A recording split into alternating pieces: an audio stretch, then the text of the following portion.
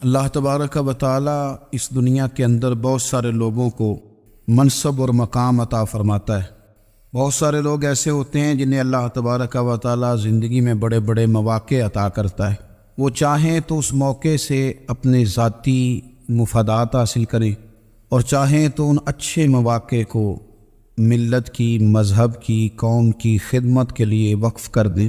کچھ لوگ ایسے ہوتے ہیں کہ جو کسی مقصد کے حصول کی طرف سفر تو کر رہے ہوتے ہیں، لیکن اس کے پیچھے زیادہ تر ان کے ذاتی مفادات کار فرما ہوتے ہیں اور وہ اپنے دنیاوی مقاصد کے لیے، اپنے اور اپنے خاندان کے دنیاوی فوائد کے لیے کوشش کر رہے ہوتے ہیں۔ ایسے لوگ بھی محدود رہ جاتے ہیں، ان کی سوچ بھی محدود رہ جاتی ہے اور کئی دفعہ کچھ تھوڑی دیر کے لیے ان کے نام ابھرتے ہیں اور پھر ہمیشہ کے لیے دب جاتے ہیں۔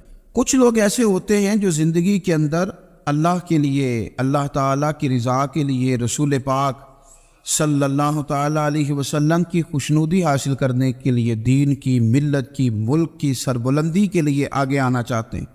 میرا رب کریم قرآن مجید سورہ حج میں ارشاد فرماتا ہے کہ الذین ان مکناہم فی الارض، کچھ لوگ ایسے ہیں کہ اگر ہم انہیں زمین میں اقتدار دیں، زمین میں اگر ہم انہیں قابو دیں تو وہ کیا کریں گے؟ اقاموا الصلاۃ و آتوا الزکوٰۃ، وہ نماز قائم کریں گے، زکوٰۃ ادا کریں گے، وامروا بالمعروف، نیکی کا حکم دیں گے، ونہوا عن المنکر، اور لوگوں کو بری باتوں سے منع کریں گے۔ وہ دینی، فکری، اصلاحی انقلاب برپا کر دیں گے، نماز کو عام کریں گے، زکوٰۃ کو عام کریں گے، بھلائی کا حکم دیں گے اور برائی سے منع کریں گے۔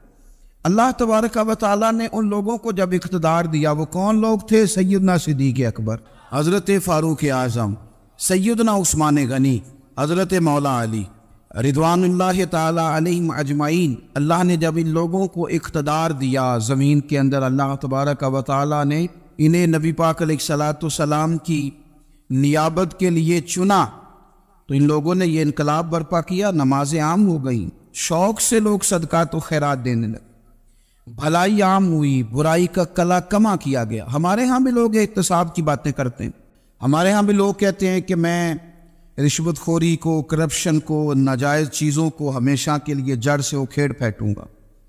لوگ دوسروں سے مطالبہ کرتے ہیں کہ یہ سارے کام جائز کریں، لیکن خود اس پر عمل کرنے کو تیار نہیں ہوتے۔ یاد رکھ لیں کہ یہ جو احتساب ہے یہ انسان کی اپنی ذات سے شروع ہوتا ہے۔ آپ جب نظام احتساب دنیا کے اندر مستحکم کرنا چاہتے ہیں تو اس میں پھر آپ کو اپنی ذات کو سامنے پیش کرنا پڑے گا۔ آج ہم بات کرنے جا رہے ہیں سیدنا فاروق اعظم رضی اللہ تعالیٰ عنہ۔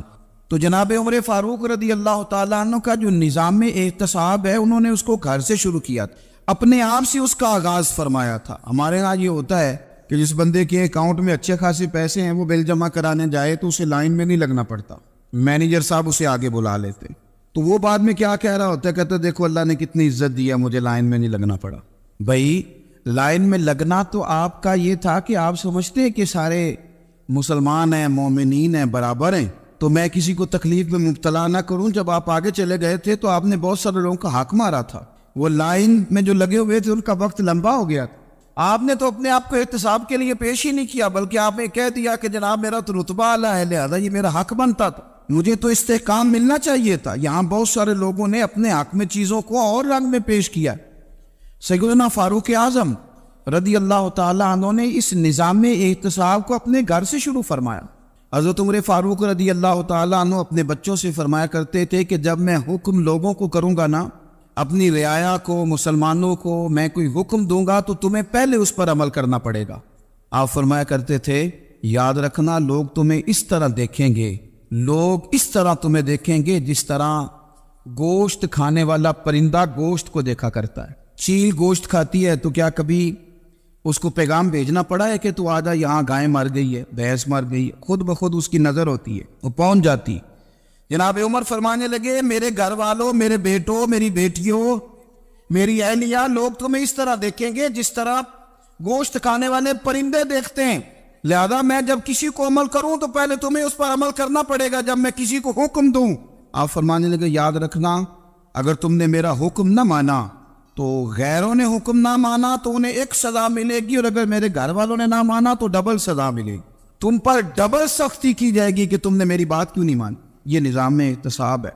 ہم نہ دوسروں کے بچوں کا گلا کاٹ کے اپنے بچوں کی خوشیاں لینا چاہتے ہیں، ہم چاہتے ہیں کہ دوسروں کے بچوں کے حصوں کا مال میرے گھر میں آ جائے، آ جاتا ہے۔ کچھ لوگوں کی سیاست چل جاتی ہے، کچھ لوگوں کا فریب اور فراڈ کام کر جاتا ہے، لیکن وہ گھر روشن نہیں ہوتے۔ ان گھروں میں پیسہ ہوتا ہے پر قرار رخصت ہو جاتا ہے، ان گھروں میں آسانیاں اور وسعتیں تو آ جاتی ہیں لیکن ایک دوسرے کا احترام ختم ہو جاتا ہے۔ سیدنا فاروق اعظم رضی اللہ تعالیٰ عنہ کا یہ طریقہ تھا کہ وہ اپنے بچوں پر سختی کرتے۔ آپ ہمارے ملک میں یہ نظام ہے، موجودہ حکمران ہو یا ان سے پچھلے، بچے سب کے ملک سے باہر رہتے ہیں، یہاں رہتے ہیں تو محلات میں، باہر جاتے ہیں تو بڑی بڑی آسائشوں میں۔ ان کے بچوں کے لیے قانون بھی الگ سے ہیں، قاعدے بھی الگ سے ہیں، اور ہمارے ملک کے اندر تو ایک باقاعدہ پروٹوکول کا سسٹم ہے، اس سسٹم سے گزر کر بڑے بڑے لوگ چلنا پسند کرتے ہیں۔ ہمارے زمانے میں بھی کچھ چیزیں سرکاری ہوتی ہیں خالص، لیکن عجیب نظام ہے نا، ہر چیز کا کرایہ بڑھ جاتا ہے، سرکاری دکان کا نہیں بڑھتا۔ باقی دکانیں 5-6 سال کے لیے ملتی ہیں، سرکاری دکان پہ آپ قبضہ کرنا چاہیں تو پورے 100 سال کے لیے مل جاتی ہے، چونکہ یہ عام عوام کی پراپرٹی ہے تو اس کے ساتھ جو مرضی کو سلوک کرے۔ ایک سرکاری چراگاہ تھی جس کے اندر جانور چرا کرتے تھے، ہمارے ہاں بھی پنجاب میں کچھ جگہیں ہوتی ہیں تو ہم لوگ کہتے ہیں شام لاٹ ہے، سرکاری چراگاہ میں جانور چرا کرتے تھے۔ حضرت عمر فاروق رضی اللہ تعالیٰ عنہ کے صاحبزادے سیدنا عبداللہ ابن عمر رضی اللہ تعالیٰ عنہ نے بھی ایک اونٹ خرید لیا، تو سب لوگوں کے جانور سرکاری چراگاہ میں چرتے تھے، آپ نے بھی اپنا جانور وہاں چرنے کے لیے کھانے پینے کے لیے چھوڑ دیا۔ وہ جب اونٹ آیا تو پتلا تھا، کچھ دنوں کے بعد وہ فربا ہو گیا، طاقتور ہو گیا، موٹا تازہ ہو گیا۔ حضرت سیدنا عبداللہ ابن عمر رضی اللہ تعالیٰ عنہ نے بیچا تو وہ ڈبل قیمت سے بھی زیادہ کا بکا، کیونکہ پہلے دبلا پتلا تھا، اب موٹا تازہ فربا ہو گیا۔ حضرت سیدنا فاروق اعظم رضی اللہ تعالیٰ عنہ کو پتہ چلا تو بلایا، فرمایا پتر اونٹ بیچ دیا ہے؟ ابا جی بیچ دیا ہے۔ فرمایا کتنے کا خریدا تھا؟ اتنے کا۔ بیچا کتنے کا؟ ڈبل قیمت بتائی۔ فرمایا اس طرح کر کے اصل رکھ لے اور جو اوپر ملی ہے مجھے دے دے۔ حضور آپ نے کیا کرنی ہے؟ فرمایا میں سرکاری خزانے میں جمع کروں گا۔ حضور کیوں؟ فرمایا اس لیے کہ تیرا اونٹ سرکاری جگہ پہ چرا کرتا تھا، وہ گھاس سرکاری جگہ سے کھاتا تھا۔ حضور سب کے کھاتے؟ حضرت عبداللہ ابن عمر کہنے لگے سب کے کھاتے ہیں۔ آپ فرمانے لگے تو سب میں شامل نہیں ہے، تو امیر المومنین کا بیٹا ہے، تجھے میں یہ حق نہیں دے سکتا، تیرے اوپر تھوڑی سختی زیادہ کی جائے گی، تجھے یہ حق نہیں ملے گا۔ تو اپنے اونٹ کو چونکہ سرکاری چراگاہ میں چرایا کرتا تھا، لہذا تجھے وہ جو اصل رقم یہاں جمع کرانی پڑے گی۔ ہمارے تو بچے پہلی بات تو یہ ہے کہ بات ہی نہیں سنتے، یہ سب کے بچوں کی بات کر رہا ہوں، ٹیچر کے بچے ہوں، سیٹھ کے بچے ہوں، پیر کے بچے ہوں، امام صاحب کے بچے ہوں، کسی کے بچے ہوں، پہلے تو سنتے نہیں۔ اور اللہ خیر کرے اگر آپ کوئی سنانا چاہیں تو فوری طور پر وہ ہوم منسٹری کے پاس پہنچ جاتے، ان کی اماں ان کی وکیل بن جاتی، آپ کہہ ہی کچھ نہیں سکتے، حالات رخ بدل جاتے۔ اس کا نقصان یہ ہوتا ہے کہ ان کو تراشا نہیں جا سکتا، ان کو ہیرے نہیں بنایا جا سکتا، ان کے اوپر کچھ ایسی میل کچیل چڑھ جاتی ہے جو بڑی عجیب و غریب ہوتی۔ اور کچھ لوگ ایسے ہوتے ہیں جو خرابی کرنے میں بھی اپنا کردار ادا کرتے ہیں، خرابی کرنے میں، اور بڑے لوگوں سے منسلک ہونے کے لیے لوگ رستے تلاش کرتے ہیں، رستے۔ میں چونکہ چیزوں کا مطالعہ کرنے کا بڑا شوقین ہوں، تو میری والدہ داخل تھی کئی سال پہلے ہسپتال میں، تو مجھے اس ہسپتال میں کچھ دن رہنا پڑا، ایک پرائیویٹ ہاسپٹل تھا، تو اس میں انہوں جگہ جگہ لکھ کے لگایا تھا ملازمین کو بخشیش نہ دیں، ہم ان کو بڑی اچھی معقول تنخواہ دیتے ہیں، سیلری بڑی عمدہ ہے، تو لوگ بخشیش نہ دیں۔ میں نے جو مینجمنٹ کے لوگ تھے ہاسپٹل کے، ان میں سے ایک سے میں نے کہا کہ اگر کوئی بندہ اپنی خوشی سے دینا چاہے تو آپ نے بڑا موٹا لکھ کے لگایا برائے مہربانی ان کو بخشیش نہ دیں۔ اس نے بڑی قیمت، سادہ آدمی تھا پر میری بڑی اس نے مجھے بات بتائی، مجھے نفع ہوا۔ کہنے لگے مولوی صاحب جب کچھ امیر لوگ اسپتال میں مریض لے کے آتے ہیں تو وہ صفائی والے کو پہلے ہی 500 روپیہ دکھا لیتے ہیں آتے ہی، پھر وہ جیسی آواز دیتے ہیں صفائی والے فٹافٹ اندر آتے ہیں، ان کا کمرہ صاف کرتے ہیں۔ تو سارے تو بیچارے اتنے مالدار نہیں ہوتے کہ آتے ہی پہلے کام والے کو 500 دیں۔ پھر نقصان کیا ہوتا ہے کہ یہ جن کی ذمہ داری ہے بہت ساری ڈیوٹیاں کرنے کی، یہ ڈیوٹی نہیں کرتے، یہ پلٹ کے ان کی طرف دیکھتے ہیں جن کے گھر سے سالن صحیح آتا ہے، ادھر ان کی توجہ زیادہ ہو جاتی ہے، جو نوٹ ان کو زیادہ دکھاتے ہیں، جو پھل لے کے آتے ہیں تو آدھا ان کو دیتے ہیں۔ تو ہم یہ کہتے ہیں یہ کام ہی نہ کرو، یہ اپنی تنخواہ پہ کام کریں تاکہ ہر آنے والے کا درد سمجھیں، ہر ایک کو یکساں یہ سروسز فراہم کریں۔ تو ہم یہ کام کرتے ہیں، ہم ایم پی اے کے اور کسی سے ہمارا تعلق نہ بنے تو ہم جناب اس کے ڈرائیور سے ہی تعلق بنا لیتے ہیں، ہم وہ جو آپریٹ کرنے والا ہوتا ہے ٹیلی فون، اسی سے بڑا تعلق بناتے ہیں، اس کو مٹھائی کا ڈبہ جلدی پہنچا دیتے. تو اسی طرح سے بڑے لوگوں کی اولادوں کو بگاڑا جاتا ہے. حضرت عاصم بن عمر رضی اللہ تعالیٰ عنہ، یہ سیدنا فاروق اعظم کے بیٹے تھے، مصر گئے تو لوگوں کو پتا چلا حضرت عمر کے بیٹے آئے. لوگوں نے تحفے دیے، بڑی بڑی چیزیں آپ کو دی. حضرت عمر کا بیٹا ہے، بڑے گفٹ دیے. تو صاحبزادے واپس آئے تو ان کے پاس بڑے تحائف تھے. سیدنا عمر فاروق رضی اللہ تعالیٰ عنہ نے دیکھا تو فرمایا ادھر لانا تحفے. کہا ابا جی لوگوں نے مجھے دیے ہیں. فرمایا تو نے کیوں بتایا تھا کہ میں امیر المومنین کا بیٹا ہوں؟ کہا حضور ان کو ویسے ہی پتا چل گیا. فرمانے لگے پتر یہ تحفے تمہیں اس لیے ملے ہیں کہ تم امیر کے بیٹے ہو، یہ تحفے تمہارا حق نہیں، کیونکہ تمہیں اس کرسی کی وجہ سے ملے ہیں اور یہ کرسی مسلمانوں کی ہے، لہذا یہ حق بھی مسلمانوں کا ہی ہے. یہ لا سارے مال غنیمت میں جمع کیے جائیں. آپ اپنے گھر سے جب احتساب شروع کرتے ہیں، اپنے گھر سے، اور یہ یاد رکھیں یہ جو لوگ آتے ہیں آپ کے بچوں کو نوازنے کے لیے، یہ انہیں خراب کرتے ہیں، بگاڑ پیدا کرتے ہیں، یہ عجیب و غریب سی چیزوں میں مبتلا کر دیتے ہیں. بچوں کا نقصان ہوتا ہے کل کلام. پھر جو شاپر اچھا لے کے آئے پیر صاحب کے بچے ذرا اس سے پیار سے ملتے ہیں، نقصان ہو جاتا ہے. یہ دستے نگر ہو جاتے ہیں، یہ لوگوں کی طرف جیتے ہیں، دوسروں پہ ڈیپینڈ کرنے لگتے ہیں. حضرت ابو موسیٰ اشعری رضی اللہ تعالیٰ عنہ نے پہلے تو ایک قلین بڑا سونا تھا، تو آپ نے حضرت عمر کے گھر بھیج دیا کہ چلو ان کے گھر میں ان کی اہلیہ بچھا لیں گی. کہیں سے تحفہ آیا. پھر وہ جس کمرے میں مال غنیمت اور خزانہ رکھا جاتا تھا اس کی صفائی کر رہے تھے تو ایک دینار مل گیا. تو وہ دینار بچے سارے جا رہے تھے تو ان میں سے حضرت عمر کے ایک بیٹے کو چھوٹے کو بلایا اور بلا کے کہا پتر یہ دینار لے لو. حضرت عمر نے دیکھا کہ بیٹے کے ہاتھ میں دینار بھی ہے اور گھر میں قالین بھی ہے. ایک موقع پہ وہ قالین گیا، ایک موقع پر بچے کو ایک دینار دیا. تو حضرت عمر اپنی اہلیہ سے پوچھنے لگے یہ کہاں سے آیا قالین؟ کہا جناب ابو موسیٰ اشعری رضی اللہ تعالیٰ عنہ نے بھیجا ہے. بیٹے سے پوچھا دینار کہاں سے آیا؟ کہا مجھے انہوں نے ہی دیا ہے. آپ نے وہ دینار بھی لیا اور قالین بھی لیا اور اس کو لپیٹا اور جناب ابو موسیٰ اشعری کو بلایا اور اتنے سخت ناراض تھے. فرمانے لگے ابو موسیٰ اشعری سے کہنا میرے پاس پیدل آئے، گھوڑے پہ نہ آئے. اور جب آئے تھے حضرت ابو موسیٰ اشعری تو جناب عمر اتنے ناراض ہوئے کہ وہ قالین لپیٹ کر تو ان کے سر پہ مار دیا. فرمانے لگے پکڑو اپنا دینار، تمہیں پورے مدینے میں میرے بیٹے کے علاوہ کوئی اور نہیں ملے گا جسے تم خراب کر سکو. میرا پتر ہی ملا تھا بگاڑنے کی، کس نے اجازت دی تم میرے بیٹے کو دینار دو؟ کیوں لائے تم میرے گھر میں قالین؟ حضرت عمر فاروق رضی اللہ تعالیٰ عنہ فرمانے لگے میں زمین پہ سونے کا عادی ہوں، زمین چٹیل بھی ہو تو رب کا بندہ بن کے سوتا ہوں تو اللہ مجھے آرام اور سکون کی نیند عطا فرما دیتا ہے. مجھے تمہارے مخملوں کی اور قالینوں کی ضرورت نہیں ہے. احتساب یہاں سے شروع ہوتا ہے بھائی.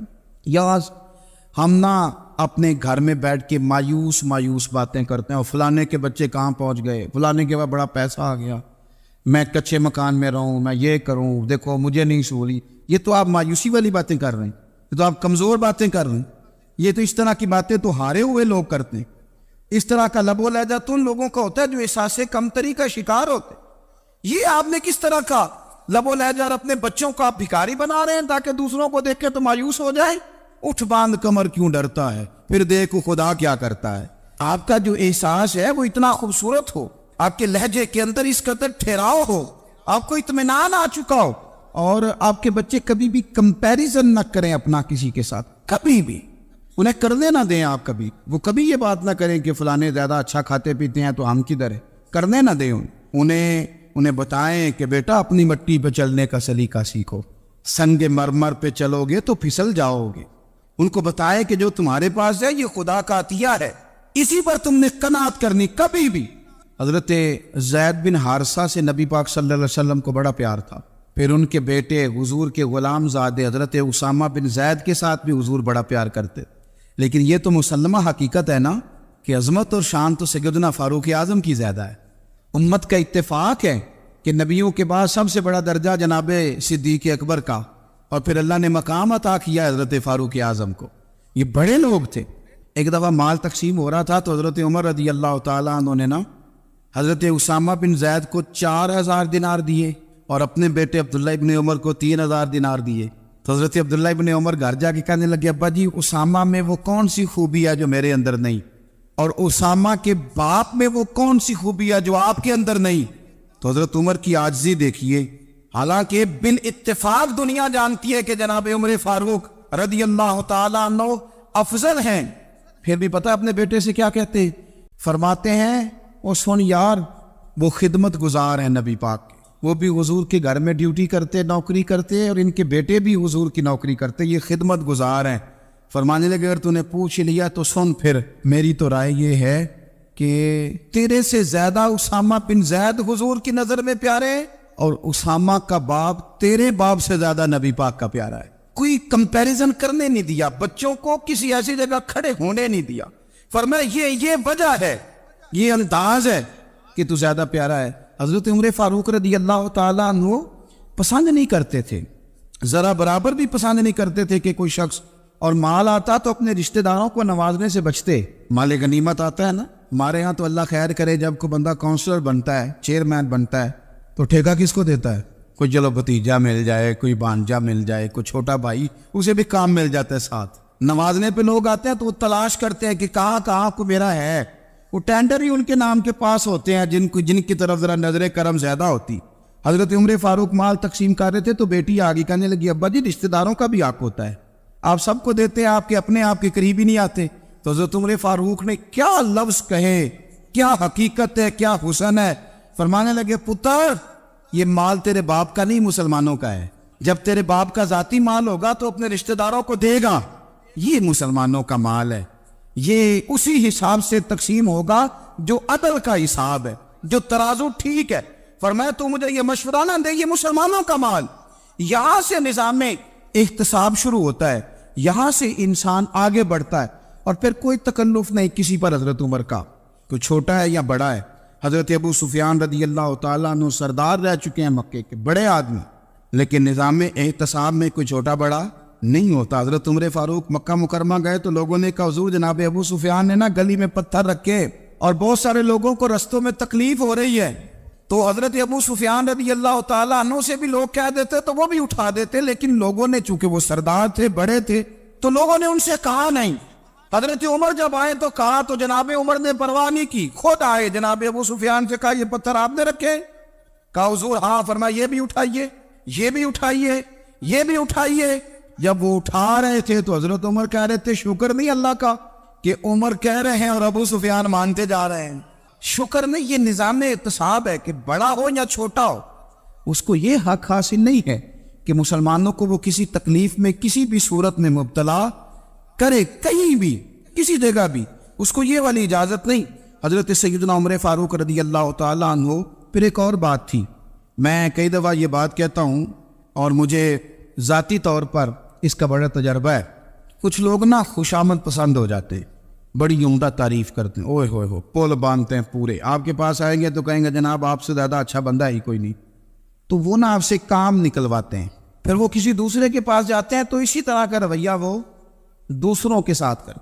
یہ عام لوگوں میں بھی مرض ہوتا ہے، عام لوگوں میں۔ اور بادشاہ وہ بندہ اگر، پھر تو اس کا دل کرتا ہے میں اگر بادشاہ سلام ہوں تو دو چار بندے دیہڑی پہ رکھ لوں پر میری تعریف ضرور کریں، پابندی ہوتی ہے، لوگ یہ کام بڑے شوق سے کرتے ہیں۔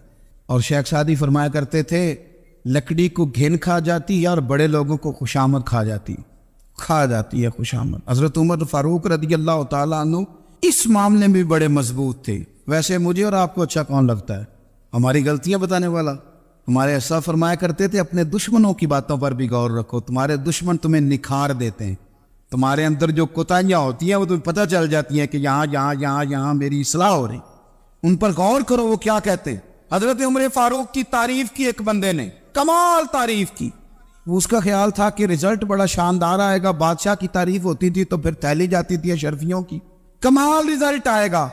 تو حضرت عمر جب وہ پوری کر چکا نا بات تو فرمانے لگے تو خود بھی ہلاک ہوا اور مجھے بھی ہلاک ہی کر دیا ہے، خود بھی تباہ ہوا ہے مجھے بھی تباہ کر دیا، کس طرح کی باتیں کر رہے۔ ایک بندہ اور آیا اور اس نے آ کے کہا کہ پوری امت میں سب سے افضل ہے فاروق اعظم آپ ہی ہیں۔ حضرت عمر فاروق فرمانے لگے تجھے تیری ماں روئے، ابو بکر تجھ سے بھی افضل تھے، تیرے باپ سے بھی افضل تھے، اور صدیق اکبر مجھ سے بھی افضل ہے اور میرے باپ سے بھی افضل ہے، یہ تو کس طرح کی بات کر رہا ہے؟ یہاں ہر شے ہضم نہیں ہو جاتی، فوری طور پہ لوگ ڈکار بھی پورا نہیں لیتے۔ قرآن مجید نے کہا فَلَا تُزَكُّوا أَنفُسَكُمْ هُوَ أَعْلَمُ بِمَنِ اتَّقَىٰ، اپنے منہ سے نہ کہو میں پاک صاف ہوں، اللہ زیادہ بہتر جانتا ہے کہ تم میں سے پرہیزگار کون ہے۔ اپنے منہ سے تعریفیں کرتے کراتے ہو، یہ مزاج چھوڑ دے۔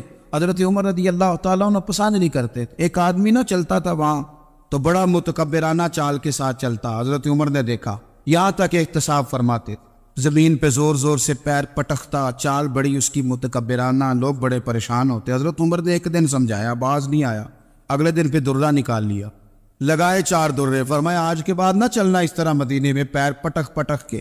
اس وقت تو اسے غصہ لگا، لیکن کچھ دیر کے بعد نا جب غصہ اترا تو حضرت عمر کے پاس آیا، کہنے لگا حضور اللہ آپ کا بھلا کرے، آپ نے درے نہیں مارے، آپ نے تو شیطان بھگا دیا جو میرے ساتھ چمٹا ہوا تھا، چمٹا ہوا شیطان آپ نے مجھ سے بھگا دیا ہے۔ یاد رکھیں مسند امام احمد بن حنبل میں حدیث ہے، اللہ کے پیارے رسول صلی اللہ علیہ وسلم فرماتے ہیں جو دنیا میں متکبرانہ چال کے ساتھ چلتا ہے نا، قیامت کے دن وہ اللہ سے اس حال میں ملے گا کہ رب اس سے ناراض ہوگا۔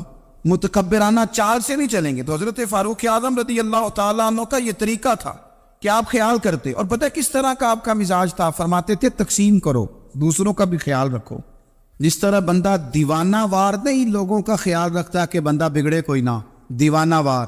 کچھ لوگ تبلیغ کرتے ہیں رسمی، اور کچھ لوگ ایسے ہوتے ہیں جو لوگوں کی اصلاح میں دیوانے ہو جاتے، ان کی خواہش ہوتی ہے یہاں بھی بندہ ٹھیک ہو جائے، یہاں بھی بندہ ٹھیک ہو جائے، یہاں بھی بندہ ٹھیک۔ کچھ لوگ کڑی نگرانی کرتے ہیں کہ انسان بگڑنے نہ پائے۔ حضرت عمر فاروق رضی اللہ تعالیٰ عنہ نا گوشت والی دکان کے پیچھے جا کے بیٹھ گئے کئی دنوں تک۔ وہ کہنے لگا حضور یہاں کیا ہے؟ فرمایا تو اپنا کام کرنا۔ گوشت والی دکان پہ بیٹھے، کام کر اپنا، نگرانی کرنے لگے حضرت عمر۔ پھر آپ نے نا وہ بندے پکڑ لیے، کون؟ جو 2 دن مسلسل گوشت خریدنے آئے، پکڑ کے کھڑا کر لیا، فرمایا تو کل بھی گوشت لینے آیا تھا؟ حضور ہاں۔ فرمایا آج پھر کھائے گا؟ حضور جی۔ تو آپ فرمانے لگے کیا تیرے محلے سے غربت ختم ہو گئی ہے؟ تیرے رشتہ دار سارے پیٹ بھر کے کھاتے ہیں، تو 2 دن گوشت لینے آتا ہے، فرمایا آج کے بعد مسلسل گوشت لینے آیا تو درے سے ماروں گا، خبردار یہ کام نہ کرنا۔ یہاں تک نظام احتساب کا جب خیال رکھا جائے پھر حالات بگڑا نہیں کرتے، پھر وہ قابو میں رہا کرتے۔ حضرت عمر فاروق رضی اللہ تعالیٰ عنہ اس ترتیب کے ساتھ اصلاح کرتے، اس ترتیب کے ساتھ۔ سیدنا فاروق اعظم رضی اللہ تعالیٰ عنہ کی ایک بات آخر میں عرض کرنی ہے، وہ میں بھی اپنے اوپر لاگو کروں، آپ بھی غور کریں۔ حضرت عمر فاروق رضی اللہ تعالیٰ عنہ نے نا خط لکھا حضرت ابو موسیٰ اشعری کو۔ آپ فرمانے لگے یاد رکھنا جو گورنر، جو امیر اپنے رب کریم کی فرما برداری کرتا رہتا ہے نا، اس کی رعایا بھی اس کی فرما برداری کرتی ہے، اور جو لوگ اپنے رب کریم کی فرما برداری چھوڑ دیتے ہیں پھر جنہوں نے ان کی فرما برداری کرنی ہوتی ہے وہ ان کی فرما برداری چھوڑ دیتے۔ آپ نے سپہ سالاروں کو خط لکھے تھے، فوج کے جو جرنیل تھے، کمانڈو تھے، ان کو خط لکھے تھے، فرمایا جو سپاہی نماز نہیں پڑھتا اسے فوج سے نکال دو، اور ساتھ لکھا تھا یاد رکھو جو رب کا وفادار نہیں وہ ہمارا کیسے ہو سکتا ہے، نکال دو ان لوگوں کو، فوج سے الگ کر دو۔ ہم آج جو بے پناہ پریشان ہیں، ہمارے بچے بات نہیں مانتے، شاگرد بات نہیں مانتے، ہم شکوے کرتے ہیں، بے ادبی بڑھ گئی۔ ادب کے ساتھ میں گزارش کروں گا بڑوں کی بارگاہوں میں، جو میری طرح کے بڑے بنے ہوئے ہیں، بزرگوں سے نہیں بات کرتا، ان سے میں کہوں گا کہ ہمیں ایک دفعہ اپنے اوپر بھی تو غور کر لینا چاہیے، کہیں ایسا تو نہیں ہے کہ ہم جب تک اللہ تعالیٰ کے فرما بردار تھے، جب تک ہم تقوی کے معیار پر تھے، ہماری بات ماننے والے ہماری بات مان رہے تھے، کہیں ایسا تو نہیں کہ ہم اس معیار سے ہل گئے ہیں تو اب جو ہمارے فرما بردار تھے وہاں سے ہل گئے۔ حضرت عمر رضی اللہ تعالیٰ عنہ فرمایا کرتے تھے کہ لوگوں کو عجب میں مبتلا نہیں ہونا چاہیے، خود پسندی کا جو ماحول ہوتا ہے اس سے لوگوں کو ہمیشہ نکلنا چاہیے۔ حضرت عمر کے ایک صاحبزادے نے کنگھی کر لی، اچھا لباس پہن لیا تو درہ مارا جناب عمر نے، تو آپ کی بیٹی کہنے لگی ابا یہ تو بالکل جائز ہے، اچھے کپڑے پہننا، اچھا لباس پہننا اور سر میں کنگھی کر لینا، اس پر درہ کیوں مار دیا؟ تو آپ فرمانے لگے بیٹا یہ خود پسندی میں مبتلا ہونے لگا تھا، یہ اپنے آپ کو بہت بھلا سمجھنے لگا تھا، اس کا خیال تھا کہ میں ہی ہوں، میرے علاوہ کوئی نہیں، یہ اس مقام پہ جا رہا تھا جہاں اس کی تربیت رک جاتی، اس لیے درہ مارا ہے۔ ایک دفعہ حکومتی معاملات کے اندر آپ کی اہلیہ نے مشورہ دینا چاہا، بڑے کام بیویاں نہیں کرتی، بڑے بڑے معاملات میں مداخلت نہیں کرتی۔ ہمارے بر صغیر میں وہ بادشاہ نہیں گزرا کہ جو فیصلہ کرتا تھا تو کرسی پہ بیٹھ جاتا تھا اور پردے کے پیچھے اس کی بیوی بیٹھ جاتی تھی، اور جب وہ فیصلہ سنانے لگتا تو یوں گردن پیچھے کرتا اور اہلیہ جو کہتی وہ فیصلہ سنا دیتا۔ لیکن ایک دفعہ خاتون نے ایک آدمی کو حضرت عمر نے معزول کیا تو آپ کی اہلیہ نے، اس آدمی کی اہلیہ حضرت عمر کی اہلیہ سے ملی ہوگی، تو خاتون نے ذرا سفارش کرنی چاہیے، تو جناب عمر فاروق رضی اللہ تعالیٰ عنہ کے ہاتھ میں عصا تھا، ڈنڈا تھا، 2-3 دفعہ زمین پہ مارا، فرمایا تمہیں کس نے اجازت دی ہے حکومتی معاملات میں مشورہ دینے کی؟ یہ مشورہ مولا علی دیں گے یا عثمان غنی دیں گے؟ آپ کو کس نے اجازت دی؟ وہ حکومتی معاملات، وہ مسلمانوں کا اجتماعی معاملہ، وہ مسلمان دیکھیں، آپ کو اس میں آنے کی اجازت نہیں ہے۔ جو آپ کی ذمہ داریاں ہیں، آپ کے حقوق ہیں، ان پر آپ بات کریں۔ تو بھائی نظام میں احتساب اپنی ذات سے شروع کریں۔ ہماری اولادیں، ہمارے بچے، وہ باہر سے انہوں نے زیادہ اثر نہیں لیا، ہم نے انہیں بتایا کہ ہم بڑے غریب ہیں، ہم بڑے مجبور ہیں، ہم تو بڑے کمزور ہیں، ہماری تو سنتا کوئی نہیں، یہ تو امیروں کا ملک ہے، اس میں تو فلانے کو اہمیت حاصل ہے۔ ان باتوں نے ہمارے بچوں کو کمزور کیا ہے، ان باتوں نے ہمارے بچوں کے دلوں میں احساس کمزوری پیدا کیا۔ آپ ان کو جینا سکھائیں، آپ ان لوگوں کو بتلائیں کہ رب کریم نے جو تمہارے لیے بہتر سمجھا وہ تمہیں اپنے فضل سے بڑا عطا فرمایا ہے۔ آپ ان کو ان کے مقام پر رہ کر خوددار اور قناعت پسند ہونا سکھائیں، آپ یقین کریں گھر امن والا بن جائے گا۔ بچے اگر بھنا ہوا گوشت کھا رہے ہوں اور پھر بھی لاڑی رہے ہوں کہ مسالہ میری مرضی کا نہیں، سٹائل میری مرضی کا نہیں، ٹیسٹ میری مرضی کا نہیں، یہ والا گوشت میں نے نہیں کھانا، یہ اس طرح کر کے بھنا ہوتا تو پھر میں نے کھانا تھا، وہ زیادہ خوفناک صورتحال ہو جاتی ہے۔ لیکن اگر ابا جی، اماں جی، گھر والے کھیتوں میں کام کر رہے ہوں اور بچے اچار کے ساتھ روٹی لے کے جائے اور بننے پہ بیٹھ کے، پھٹے پہ بیٹھ کے وہ پھر کھانا شروع کریں، اور جب وہ اچار آئے اور وہ ایک دوسرے کو کہیں کہ آج تو 2 کلے ہو گئے میرے کام کے، اس دفعہ تو دیکھنا ہماری فصل کتنی شاندار ہوگی، ایک دوسرے کو دیکھ دیکھ کے وہ ہنسی اور مسکرائے اور ان کی باتوں میں لذت ہو، اور پھر وہ کہیں کہ آم بڑے اچھے مل گئے تھے، دیکھو اچار کتنا سونا آ گیا ہے، دیکھو یہ کہ کس قدر زیادہ اچھا ٹیسٹ ہے، تیل بھی بڑا اچھا ہے، گل بھی بڑے وقت پہ گیا ہے۔ آپ یقین کریں یوں لگتا ہے کہ کائنات کی سب سے بہترین روٹی یہ لوگ کھا رہے ہیں۔ یہ سوچ حضرت عمر نے ہمیں دی ہے۔ حضرت عمر کا بیٹا مصر گیا، وہاں سے کمائی کر کے لایا، تجارت کرنے گیا، لاکھوں کا مال۔ کون سا باپ ہے دنیا میں جس کا بیٹا باہر سے پیسے لے کے آئے تو ابا تفصیل پوچھے کہ بیٹا کہاں سے کمائے، کہاں سے لایا، کتنے ملے، کیوں آئے؟ کون سا باپ تفصیل پوچھتا ہے؟ ابا تو کہتا لا صحیح اور تعریفیں کرتا ہے، میرا بیٹا بڑی کمائی کرتا ہے۔ کبھی پوچھا ہے اس سے کہ ڈیوٹی صحیح دیتا ہے کہ نہیں؟ کبھی پوچھا ہے کہ تو ایمانداری کی روزی لاتا ہے کہ حرام کی کماتا ہے؟ یہ باپ کی ذمہ داری ہے، یہ اماں کی ذمہ داری ہے۔ پھر کہتا ہے بیماری کیسے آ گئی، پریشانی کیسے آ گئی؟ تو نے کبھی سوال کیا اپنی اولاد سے؟ حضرت عمر فاروق رضی اللہ تعالیٰ عنہ کا بیٹا مصر سے پیسے کما کے لایا تو جناب عمر نے بلایا، فرمایا بیٹے اتنی تو تیرے پاس راش ہی نہیں تھی، تھوڑے سے تو پیسے لے کے گیا تھا، اتنی کمائی کیسے ہو گئی؟ اتنے تو پیسے نہیں تھے صاحب، کہاں سے کمائی لائے؟ اس نے کہا ابا جی وہ جو میرے چچا ہے نا مصر کے گورنر، آپ کے دوست، انہوں نے میری مدد کی ہے۔ فرمایا جتنے لوگ گئے تھے سب کی ہے مدد اس نے؟ کہا نہیں صرف میرے کی۔ فرمایا تیرے کیوں کی؟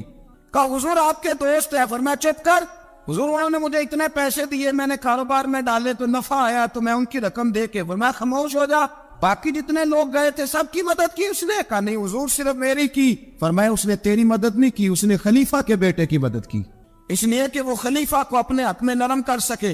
فرمایا آدھا مال تیرا ہے، آدھا مال غنیمت کا ہے، مال خزانہ کا ہے، مسلمانوں کا ہے، اس لیے کہ تو جو وہاں سے مال کما کے لایا ہے وہ اپنے باپ کے خلیفہ ہونے کی وجہ سے کما کے لایا ہے، لہذا رکھ ادھر۔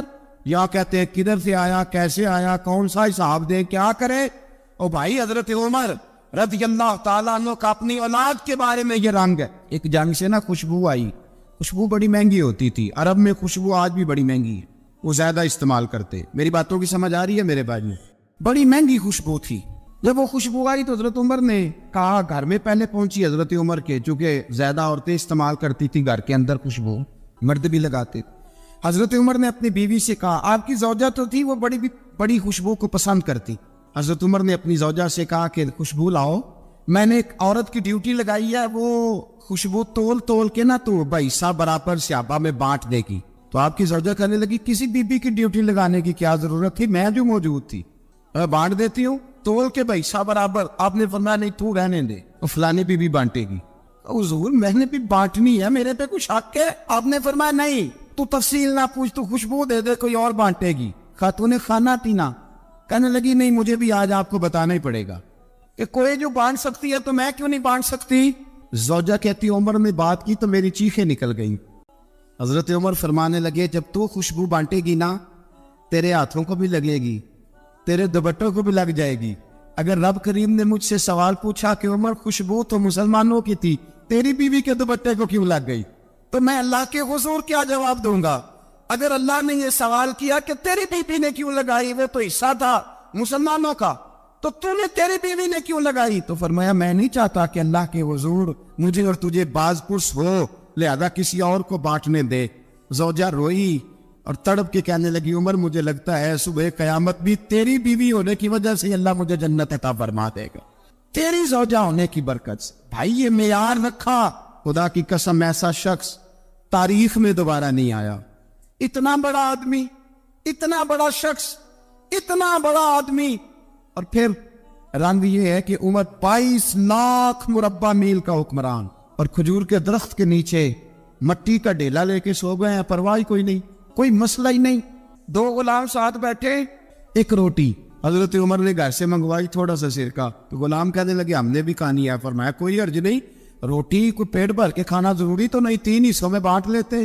ایک آدمی آیا ہوا تھا مصر کا رہنے والا ملنے کے لیے، اس نے پوچھا عمر کدھر ہے، تو کہا وہ ادھر جاؤ مسجد میں بیٹھے ہوں گے، اور واپس آیا تو کہنے لگا وہاں تو 3 غلام بیٹھے، ایک روٹی بانٹ کے کھا رہے ہیں، لگتا ہے کئی دنوں سے روٹی نہیں ملی۔ کہا 3 غلام تو کوئی نہیں، وہاں 2 ہی تھے، تیسرے تو امیر المومنین تھے۔ اس نے کہا نہیں 3 غلام ہیں، کپڑے بھی ایک طرح کے پہنے ہوئے، بلکہ 2 کے تو پھر صحیح ہے، تیسرے کے تو زیادہ مارے ہیں، کپڑے بھی ایک طرح کے، کھانا پینا بھی ایک طرح کا، اور ان کا نشست برخاست بھی ایک طرح کی ہے، لہذا کوئی فرق نہیں۔ حضرت ابو ہریرہ کہتے ہیں میں لے کے آیا، اور جناب عمر کو جب میں نے کچی زمین میں تہمت سمیٹ بیٹھے دیکھا تو میں رو پڑا۔ میں نے اس مصر سے آنے والے کو کہا تو اس کے جلوے دیکھ، اگر اس کی ذات میں اتنا حسن ہے تو محمد عربی کا مقام کیا ہوگا؟ مقام غور 10 محرم کو لوگ دیگے پکائیں گے نا، ہم بھی پکائیں گے انشاءاللہ، یہاں بھی پروگرام ہوگا، تو 10 محرم کو جو دیگ پکنی ہے تو ایسا نہیں ہو سکتا کہ 1 محرم کو حضرت عمر کے نام کی بھی کوئی پک جائے۔ اگر امام حسن حسین کے نام کی دیگیں پکے تو جو امام حسن حسین کے سے پیار کرنے والے ہیں، جو امام حسن حسین سے، ہم لوگوں نے بھی عجیب رٹا اپنایا ہے نا، ہم لوگ بات کا ایک پہلو دیکھتے ہیں دوسرا نہیں دیکھتے۔ حضرت امام حسن اور حسین کو بھی نبی پاک نے شہید کہا، اور جناب عمر کو بھی رسول اللہ نے خود شہید فرمایا، فرمایا شہید ہے، خود فرمایا اپنی زبان سے کہ یہ شہید ہے، خود میرا عمر شہید ہے، تو ان کے نام کی دیگ نہیں پکنی چاہیے، اس طرف نہیں ہماری توجہ ہونی چاہیے۔ اور اہل بیت نبو، یہ بات میں پہلے بھی کرتا ہوں، آج پھر کرنا ضروری سمجھتا ہوں، اہل بیت کا پیار سن لو کان کھول کے، اہل بیت کا پیار اگر ہمیں کسی نے سکھایا ہے تو سیدنا عمر فاروق نے سکھایا ہے۔ اہل بیت نبوت کی محبت اگر کسی نے سکھائی ہے تو کس نے سکھائی ہے؟ بول کے بتائیے، حضرت عمر نے۔ اہل بیت کا پیار ہمیں حضرت عمر نے بول کر کے سکھایا ہے۔ بھائی یاد رکھے، کسی کی طاقت نہیں تھی دم مارنے کی حضرت عمر کے سامنے، طاقت ہی نہیں تھی، کیسر و کسرا کانپ جاتے تھے، جرأت ہی نہیں کرتے تھے حضرت۔ اور ہمارے تو تعلقات بڑے ہیں نا غیروں سے۔ حضرت ابو موسیٰ اشعری رضی اللہ تعالیٰ عنہ فرماتے ہیں میرا منشی عیسائی تھا، وہ کاتب کہتے تھے وہ لوگ، میرا حساب کتاب عیسائی تھا، تو فرماتے ایک دن میں نے وہ سارا حساب کتاب لین دین کے حضرت عمر کو دکھائے تو فرمانے لگے جس میں لکھے ہیں اس کو بلاؤ۔ کہنے لگے ضرور مسجد نہیں آ سکتا، کیوں نہیں آ سکتا؟ کہنے لگے وہ عیسائی ہے۔ کہتے حضرت عمر جلال میں آ گئے، آپ فرمانے لگے جنہیں رب دور کرتا ہے تم کیوں قریب کرتے ہو؟ جنہیں اللہ دور کرتا ہے۔ فرمایا تم غیروں کو اگر عہدے دو گے تو اپنوں کا کیا بنے گا؟ اگر تم غیروں کو عہدے دو گے تو اپنوں کا، ہم نے غیروں کو عہدے دیے تو دیکھا نا اپنے کس طرح کاٹے جا رہے ہیں۔ غیروں کو جو عہدے دے دیے، جرانے سارے غیروں سے روز دعویٰ ہوتا ہے چین ہمارا سجن ہے، چین ہمارا دوست ہے۔ او بھائی دوست ہے تو اس سے کہو نا کہ برما تو تمہاری ایک چھوٹی سی ریاست ہے، چین کے بغیر تو وہ سانس بھی نہیں لے سکتا، اس کو کہو نا اس حکومت پہ دباؤ ڈالے۔ لیکن ہم لوگوں نے غیروں کو عہدے دیے تو اپنے پس گئے۔ حضرت عمر کہتے تھے ذمہ کا ہم ادب کریں گے، ذمہ کافر کا ہم، ایسا کافر جو مسلمان ریاست کو قبول کرے، بدامنی نہ پھیلائے۔ ایک آدمی کو آپ نے دیکھا آنکھوں سے نابینا ہے اور بھیک مانگ رہا ہے، تو حضرت عمر کو نظر آ گیا، فرمایا کون ہو؟ اس نے کہا میں یہودی ہوں۔ فرمایا بھیک کیوں مانگتی ہو؟ کہا جب تک تندرست تھا مسلمانوں کو جزیہ دیتا تھا، بوڑھا ہو گیا ہوں کیا کروں؟ حضرت عمر نے گھوڑے کی پشت پہ بٹھایا، کافر کو گھوڑے کی پشت پہ بٹھایا اور بٹھا کے مدینے لائے. حضرت علی شیر خدا وزیر خزانہ تھے. فرمایا علی اس کا وظیفہ جاری کرو. کہا یہ کون ہے؟ فرمایا یہ یہودی ہے لیکن یہ ہمیں جزیہ دیتا رہا, بوڑھا ہو گیا بیچارہ, بھیک مانگنے پہ مجبور ہے, ہماری حکومت کے اندر رہتا ہے, اس کا پورا وظیفہ جتنا خرچہ اتنا وظیفہ لگاؤ. حضرت علی کہتے ہیں میں وظیفہ لگا رہا تھا اور وہ میرے نبی کا کلمہ پڑھ رہا تھا, وہ رسول اللہ کا کلمہ پڑھ رہا تھا. یہ مزاج یہ نہیں کہ کافر. حضرت عمر نے گورنروں کو خط لکھے تھے کہ زبردستی کسی کو مسلمان نہیں کرنا, جہاں ان کی عبادت گاہیں بنی ہو گرانی نہیں, کوئی مندر کوئی گرجا ضائع نہیں کرنا. اسلام سب کو جینے کا موقع دیتا ہے, پر بے ایمانو ظالموں بدذاتوں تمہیں یہ کہتا ہے کہ ہم تمہیں جینے کا موقع دیتے, تم بھی مسلمانوں کو جینے کا موقع دو. امام حسن ملنے, آپ یقین کریں میں جب اس واقعہ کو پڑھتا ہوں تو میرا دل جھوم جاتا ہے. میں کہتا ہوں یار ڈاٹا ہونا اپنی جگہ پہ, عشق ہونا اپنی جگہ پہ, انسان کا باوقار ہونا اپنی جگہ. جہاں کھڑے ہونا تھا وہاں یہ کھڑے ہوتے تھے, اور جہاں جھکنا تھا وہاں یہ. ان لوگوں میں اقبال نے کہا تھا تیری نگاہ ناز سے دونوں مراد پا گئے, عقل غیاب و جستجو عشق حضور و اس طرح. جہاں اگر آیا ہے سامنے کیسر و کسرا تو عمر جیسا دلیر کوئی نہیں, اگر سامنے آیا ایران کا بادشاہ تو عمر جیسا تگڑا کوئی نہیں, اگر آیا ہے سامنے غسان کا بادشاہ تو عمر جیسا عادل کوئی نہیں. لیکن اگر علی کا بیٹا آیا ہے, اگر فاطمہ کے لال پارے آئے ہیں, تو پھر فاروق اعظم سے جیسا محب کوئی نہیں, پھر ان سے جیسا پیار کرنے والا کوئی نہیں. اندر بیٹھے ہیں جناب عمر, اندر تنہائی میں کچھ وزیروں سے گفتگو ہو رہی ہے, میٹنگیں جاری ہے. آپ کے بیٹے ملنے آئے جناب عبداللہ ابن عمر, ابا جی ملنے آئے, بات ٹھہرو بات کر رہا ہوں, کوئی نہ اندر آئے. صاحبزادہ باہر کھڑا ہے. تھوڑی دیر گزری تو امام حسن بھی آ گئے. کون آئے؟ آپ کو عجب ملے گا امام صاحب کا نام لینے سے, وہ سردار ہے جنتی. حسن تیری نسل پاک میں ہے بچہ نور کا, تو ہے نے نور تیرا سب کرانا. امام حسن آئے تو حضرت عبداللہ ابن عمر کو دروازے پہ کھڑے دیکھا. امیر المومنین کہاں ہے؟ کہنے لگے حضرت عمر کے بیٹے. کہنے لگے وہ اندر بیٹھے, کچھ میٹنگ ہو رہی ہے اور انہوں نے کہا کوئی اندر نہ آئے, لیکن آپ جانا چاہے تو چلے جائیں. تو انہوں نے کہا جب آپ باہر کھڑے ہیں تو مجھے کوئی اتنا ضروری کام نہیں, اور ابھی زور کی نماز تھوڑی دیر میں ہوگی, میں مسجد میں مل لوں گا امیر المومنین سے. یہ بات کہہ کے امام حسن چلے گئے. یار اتنی بڑی بات نہیں تھی, اور میرے استادوں کا بیٹا بھی آئے تو کہا ٹھیک ہے جی وہ سوئے ہوئے, تو کوئی غرض نہیں یار میں ٹھہر کے آ جاؤں گا, کوئی بڑی بات نہیں تھی. دیکھا جائے تو بڑی بات نہیں تھی, پر بات بہت بڑی تھی, اس لیے کہ یہ خالی حسن نہیں, یہ حسن ابن علی ہے, یہ حضرت فاطمہ کے لخت جگر. حضرت عمر باہر نکلے, عبداللہ ابن عمر سے پوچھا کوئی آیا تو نہیں؟ تو کہا حضور امام حسن آئے تھے. تو کہا پھر شہزادے کو اندر کیوں نہیں بھیجا؟ کہا میں نے کہا تھا. وہ کہنے لگے اگر امیر المومنین مصروف ہیں تو میں ظہر میں مل لوں گا. حضرت عمر رونے لگے. فرمایا بیٹے تو نے اچھا نہیں کیا. پھر مسجد نہیں گئے, سیدھے امام حسن کے دروازے دستک دی. امام حسن باہر آئے. کہا شہزادے آئے تھے تو ملے کیوں نہیں؟ تو امام حسن کہنے لگے حضور آپ کا اپنا بیٹا دروازے پہ کھڑا تھا, اور منع بھی کیا تھا آپ نے, تو میں زور میں مل لیتا. حضرت امام حسن فرماتے جوش جذبات میں جناب عمر نے سر سے پگڑی اتار دی. جوش کے جذبات کہنے لگے حسن میرے بیٹے کا اور آپ کا کیا مقابلہ؟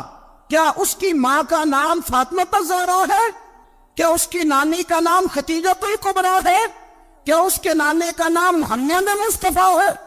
آپ کا اور اس کا کیا مقابلہ؟ پھر رو پڑے اور کہنے لگے بیٹے میں مکے کے صحراؤں میں اونٹ چرایا کرتا تھا, یہ جو میرے سر پر عزت کے بال ہیں یہ تیرے نانے کے اگائے ہوئے. میں مکے کے خبردار شہزادے خبردار. او بھائی اہل بیت نبوت کے ادب کا رنگ اگر سکھایا ہے تو سیدنا عمر نے سکھایا ہے. حضرت عمر فاروق اتھارٹی ہے, اسلام کی اتھارٹی. یکم محرم حضرت عمر کی شہادت ہے. یہودی بول اٹھا, کافر بول اٹھا.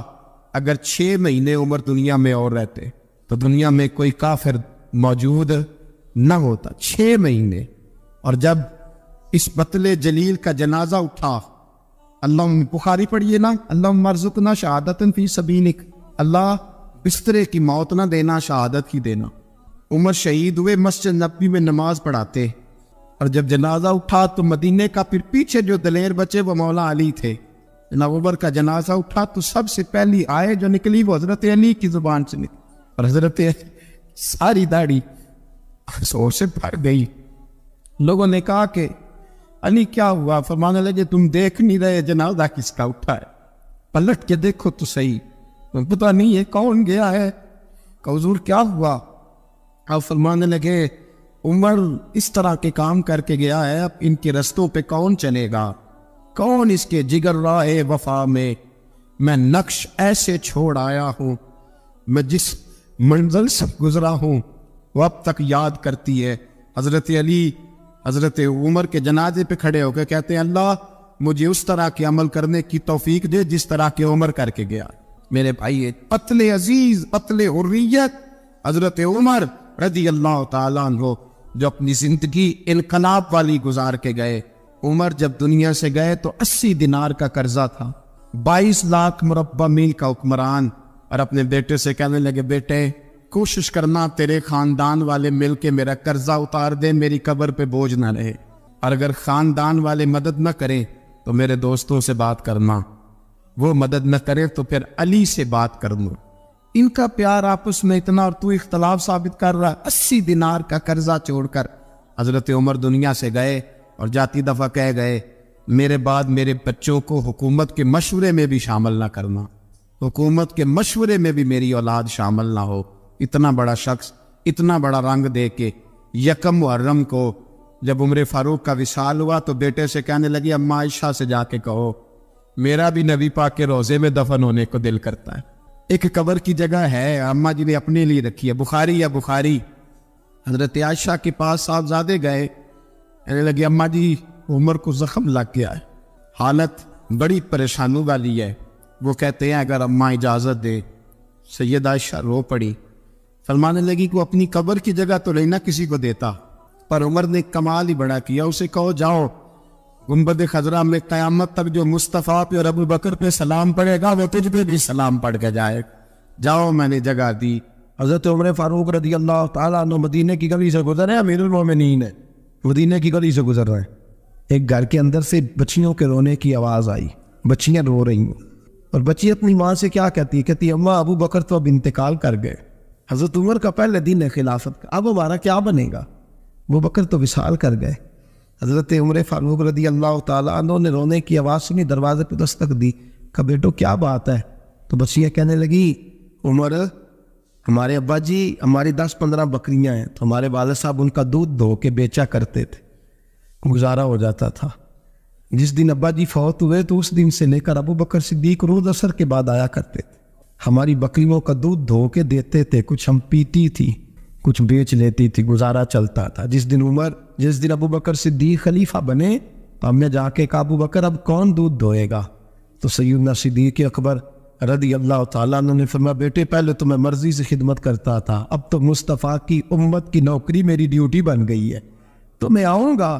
بچیاں رو رہی ہیں، حضرت عمر کو بتاتی ہے، کہتی ہیں ابو بکر چلے گئے ہیں تو ہم پریشان ہیں، یتیم ہیں، لاوارث ہیں، بھائی کوئی نہیں، کون آئے گا، کون دیکھ بھال کرے گا؟ حضرت عمر فاروق گھٹنوں کے مل زمین پہ بیٹھ گئے، ان چھوٹی چھوٹی بچیوں کو سینے سے لگایا، فرمانے لگے میں ابو بکر کا کیا کروں، میرے لیے رستے بڑے مشکل کر گیا ہے، میں اس کے کس بادشاہ وقت ہو کے وہ غریبوں کے گھروں میں آ کے ان کی بکریوں کا دودھ بھی دھوتا تھا، امیر المومنین ہو کے یہ رنگ بھی تھا، اور میں بیٹیوں فکر نہ کرنا، جب تک عمر زندہ رہے گا، عمر آتا رہے گا، یہ نوکری کرتا رہے گا۔ کوئی دن بیتے تو حضرت عمر فاروق کو یاد آیا مدینے میں ایک بوڑھی اماں بھی رہتی ہے جس کا کوئی گھر کا کام کرنے والا نہیں، اور جس بی بی کا کوئی بال بچہ نہیں اور آنکھوں سے بھی وہ نابینی ہے۔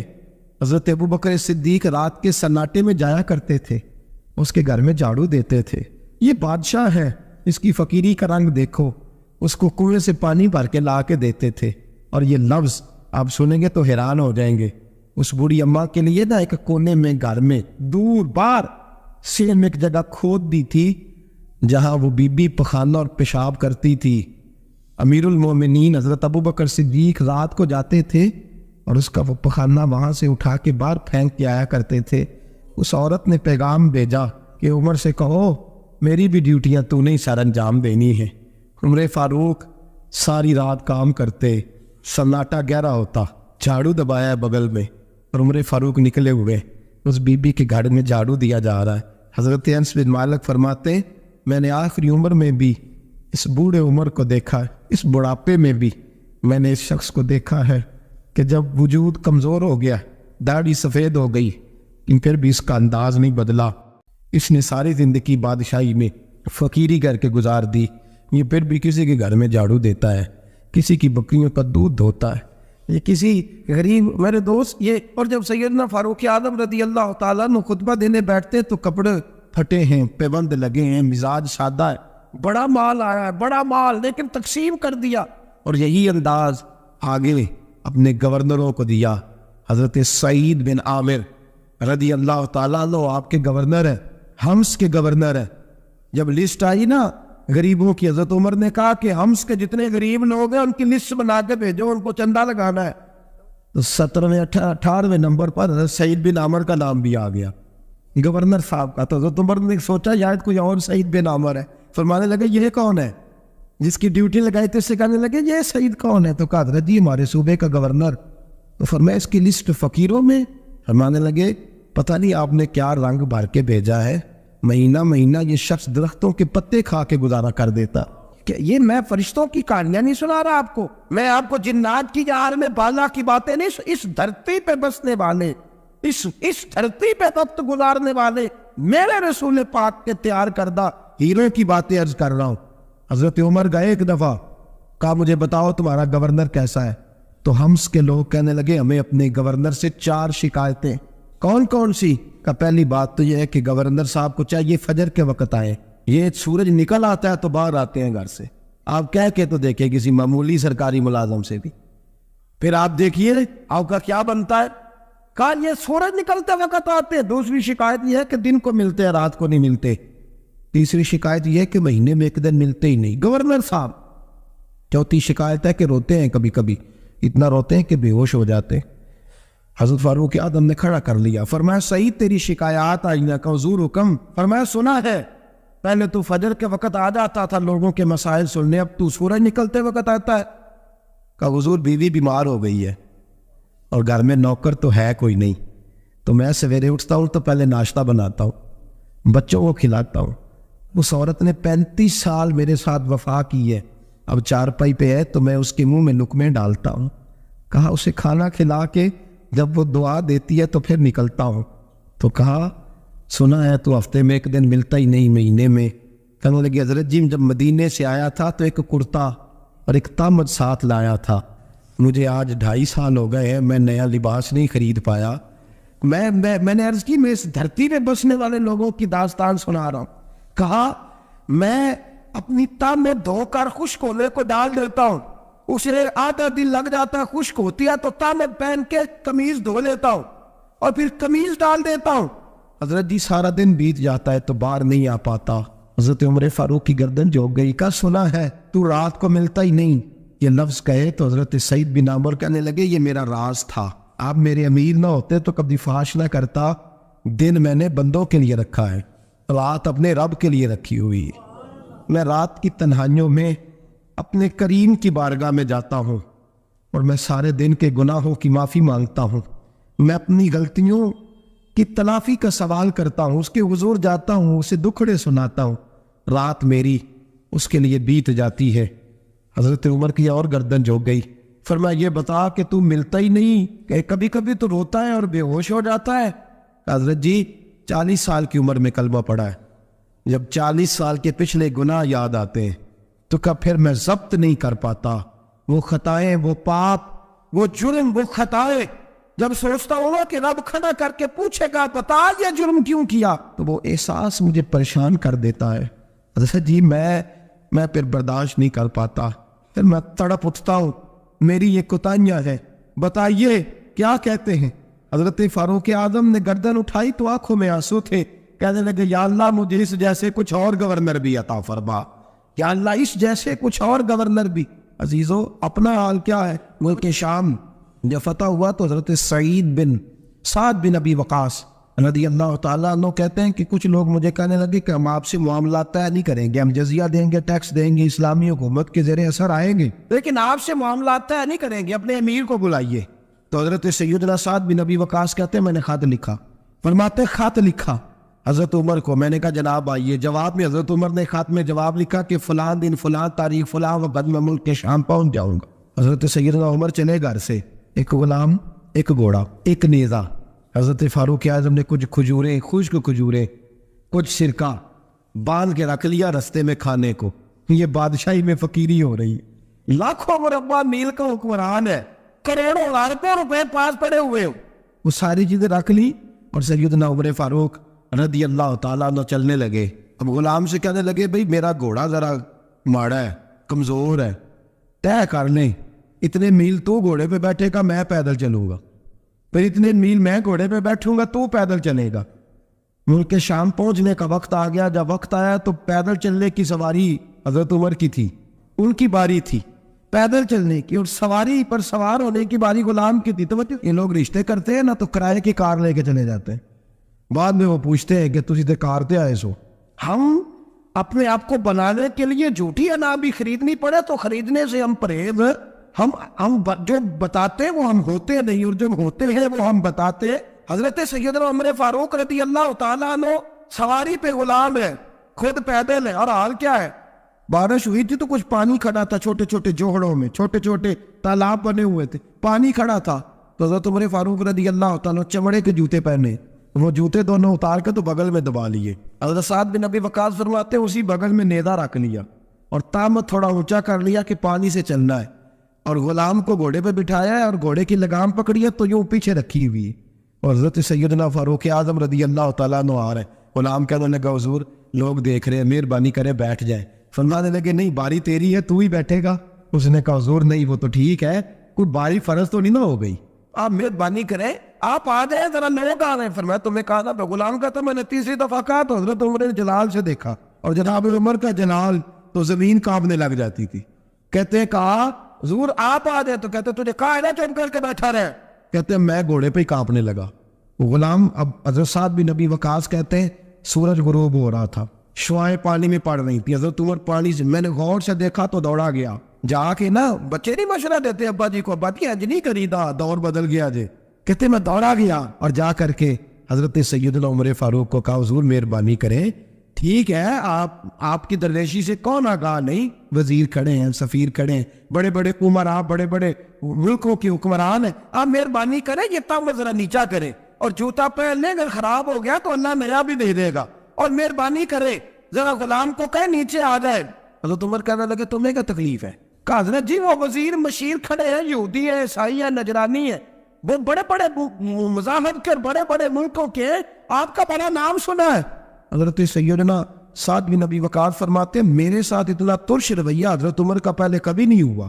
کہتے ہیں ماتھے پہ شکن آیا اور کہنے لگا تجھے تیری مار ہوئے، ان 4 لوگوں کے لیے میں اپنے نبی کا طریقہ چھوڑ دوں، ان 4 دنیا داروں کے لیے نبی پاک کا طریقہ چھوڑ دوں.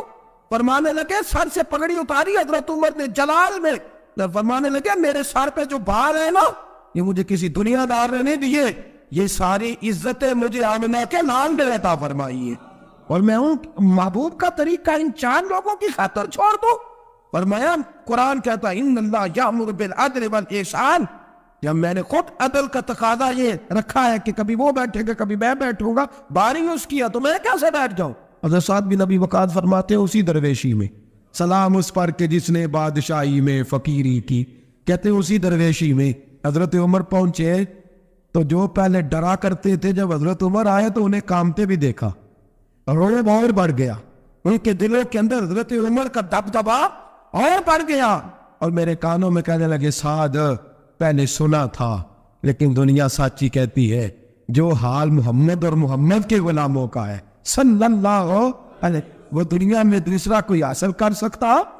آج ہمارے پروٹوکول، ہمارے دبدبے، ہماری انا پرستیاں، ہمارے دعوے، ہمارے طریقے، میرے عزیزوں لوگ ہمیں آ کے مثال دیتے ہیں، کہتے ہیں یورپ کی فلاں گلی میں یہ ہوتا ہے. میں نے کہا وہ گرد راہ کو نہیں پہنچ سکتے، یہ ساری چیزوں تو میرے مصطفیٰ کے غلاموں سے حاصل کی ہیں لوگ، ہم نے چھوڑ دی، غیروں نے اپنا لی. خدا را اپنی زندگی میں تبدیلی لائیں. درویشی، سادگی، بے تکلفی، یہ زندگی حسین ہوتی ہے، یہ زندگی سکون والی ہوتی ہے، یہ زندگی اچھی ہوتی ہے، یہ فرحت اور تازگی والی ہوتی ہے. اپنے آپ کو ان تکلیفوں اور آلائشوں میں مبتلا نہ کرے.